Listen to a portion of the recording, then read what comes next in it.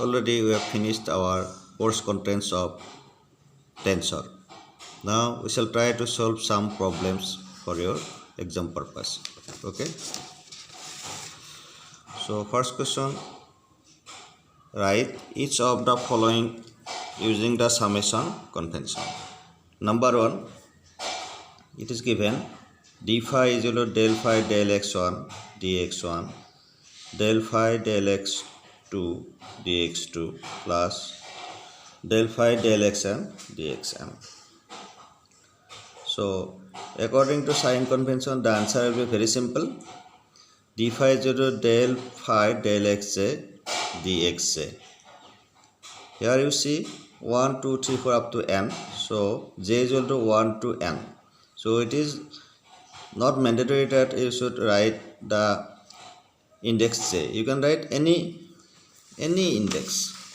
Suppose you can write k also, l also, m also, like this. Then the result will be like this: d phi is equal to del phi del x, suppose k dx k, where k is equal to 1 to n. You can write like this. It is your own choice. Question number 2. You see del x bar k del t is equal to del x bar k del x1 dx1 dt. So this is given. So simple. Here which one is changing? This 1 to x1 1 to m. So suppose I have put here m. The m is equal to 1 to m. Okay. Here summation symbol has been removed. Next, question number 3. It is given x1 square plus x2 square plus x3 square. It is this. So what is your simple answer? xk. So k is equal to 1 to m. Here what is given? What was given? x1 2. That means what? That is equal to x1 into x1.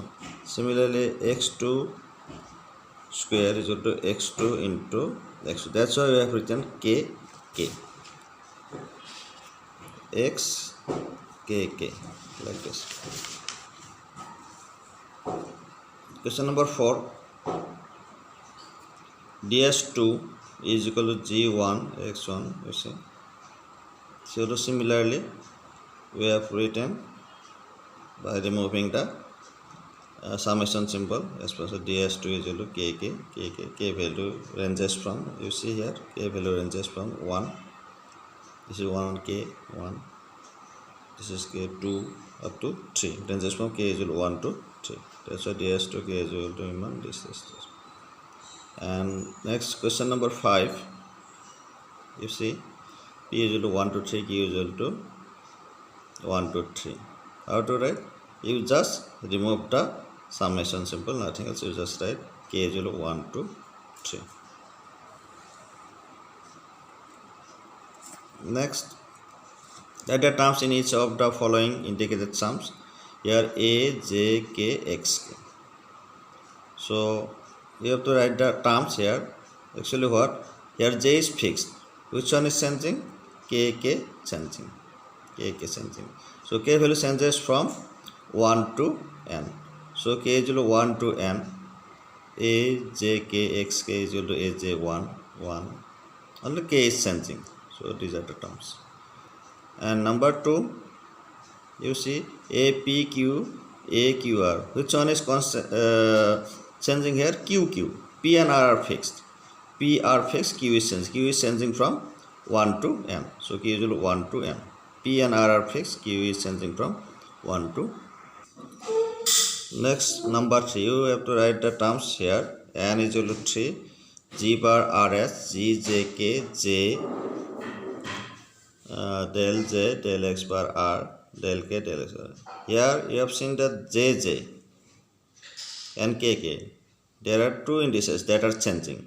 R and S will remain constant, but J and KK they will be changing, and that changes from 1 to n. So GRS is equal to summation J is equal to 1 to 3, summation K is equal to 1 to 3.